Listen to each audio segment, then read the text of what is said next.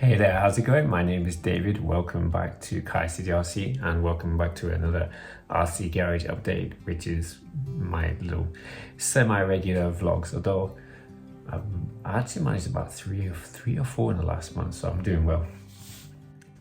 This is not a build video or review video or anything like that, so if me just waffling onto the camera doesn't interest you, which I suspect would be most people, feel free to bail out now, you won't be missing much.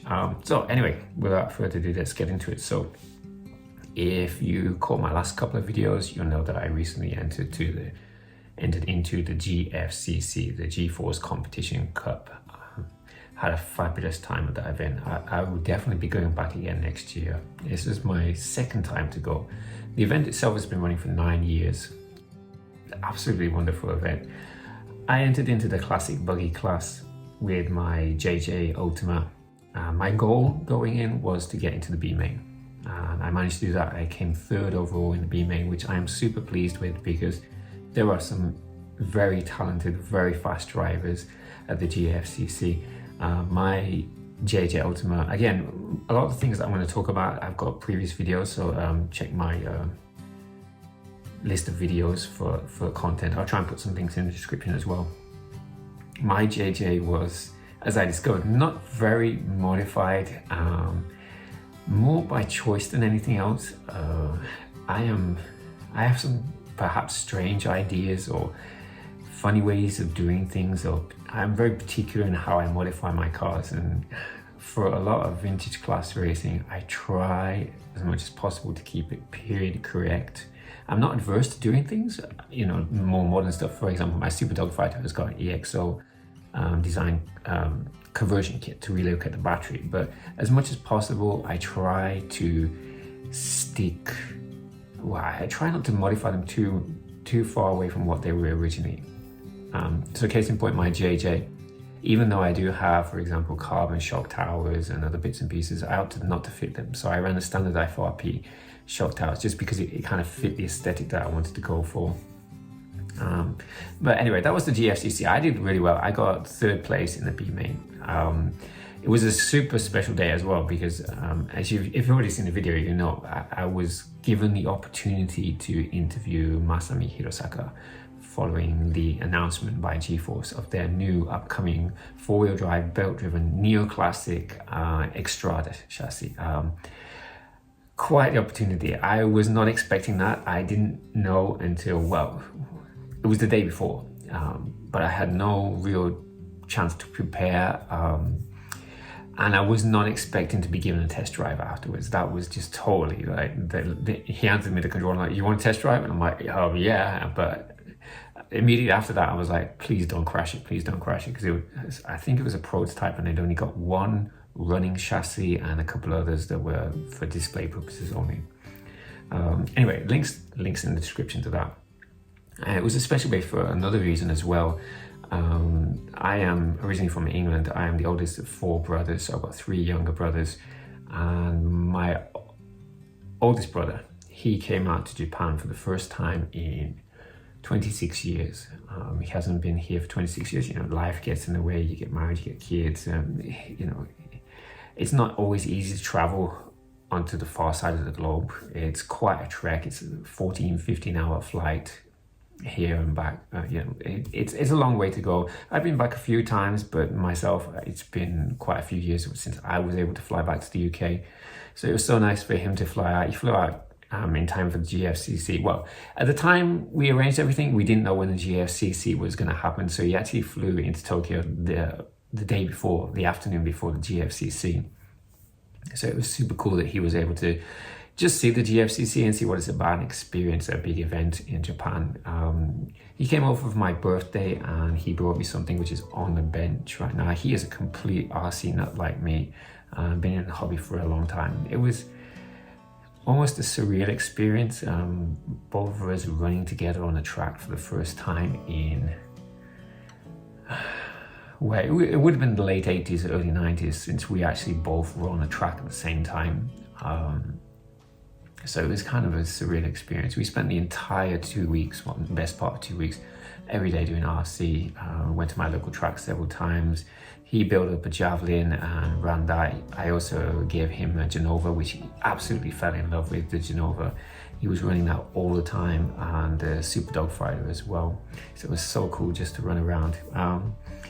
So he brought me a birthday present. This is something that I've wanted, but over here in Japan, they are really hard to come by. Yeah, you know, I can get Japanese cars really easily and relatively cheaply compared to the UK or America. You know, things like Tamiya, Yokomo, Kyosho in particular, they are much easier to find. The kits, spares, they're a lot cheaper as well.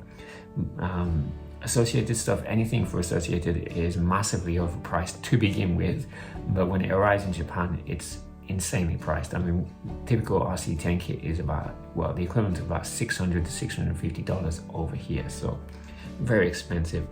This is not from America, this is not from Japan, this is from Schumacher. I have got here, ta-da, Schumacher Coutu Works Classic. Super excited for this build.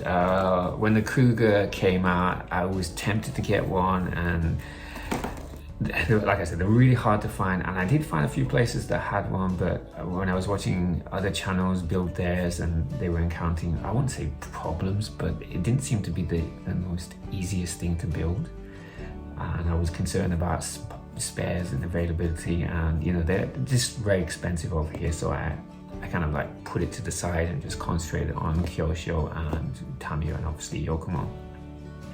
So I wanted one of these, and finally, thanks to my brother, I have one. So I'm super excited to put this together.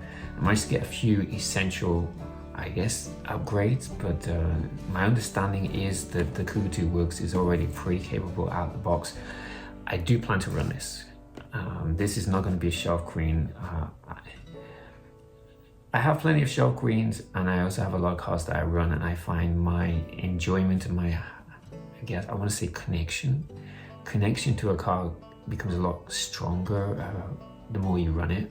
I mean, it's one thing to kind of like build a kit and put it on a shelf and admire it, but it's quite another, I feel, personal opinion, I feel, to build a kit and then actually use it and know its quirks and work with it and modify it and improve it, and I don't know. I get more out of the hobby or more from a car or a kit when I use it rather than just put it on a shelf and admire it. In an ideal world, it'd be nice to have 2 of everything, so, well, 3 of everything, so you can have 1 in the inbox and 1 on the shelf and 1 you actually use. But the reality is some things get put on the shelf and never really use, and other things do, and this is something that I do plan to run. So I also picked up a few essential spares as well. This will be run in my local track, should I say, in the rear-wheel drive cup. So last season I ran the S1RM, PR Racing S1RM. Fantastic car, modern design, retro styling, as near as makes no difference, a modern day high-end rear motor mount car. It almost drives itself. It's robust, the performance is there. But for this season, I knew I wanted to run some more, you know, vintage cars. So for round 1, again, links in the description, although I'm not sure I did a video on it. Round 1, I ran the Associated RC10 team car, and I love that machine. The build experience was a nightmare. Don't get me started on Associated build manuals and stuff. I ran it. It drives really well, but it wasn't set up for racing. Most notably, just about every time I went out, the turnbuckles, the ball cups popped off, and that knocked me out of enough races. So at the end of the evening, I got the booby prize for the most number of knockouts in the evening. But to be fair, what normally happens when I enter the race at my local track, rear-wheel drive cup anyway, and certainly for the last season, I'm fortunate enough that most times I managed to get into the A main from qualifying, which basically means I do my qualifying run, and then I don't race again until the very end of the evening of the A main. With the RC10 team car, however, I only finished one of the races in qualifying, because the other times, I mean, you could just sneeze on the RC10 team car with the stock ball cups and they fall off. So I ended up qualifying for the D main. But the way we race at Carnosa, if you win one of the lower mains, you get promoted to the next main up. So it's a Team Chalmaga deathmatch style rule. So I was put in a D main and I won it and got promoted to the C main. So I raced in the C main as well.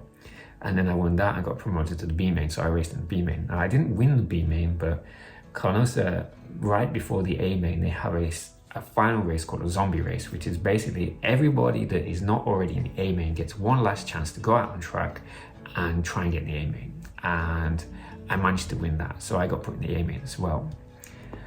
So it meant that essentially I raced the entire evening. Normally I just do like 2 races, but with the team car, I raced the entire evening. In fact, I was in more races in that one evening than I did for pretty much most of the season last year when I was racing the PR racing. Consequently, every time I went out, well, most times I went out, I did well when nothing fell off, well when the ball cups didn't fall off. But every time I was a little bit of contact or I made a mistake or something like that, ball cup came off and then I invariably got knocked out of the race. So at the end of the evening, I got the booby prize for the most number of knockouts at the end of the day. But that's the RC10 for round 1. For round 2, if I can get it put together, I will be running this. So hopefully today I'll get make a start on a build. This evening I'm back at Carnosa, my local track, for the first round of this year's TTO2B race. The regulation is the same as last year, but the format is going to be slightly changed.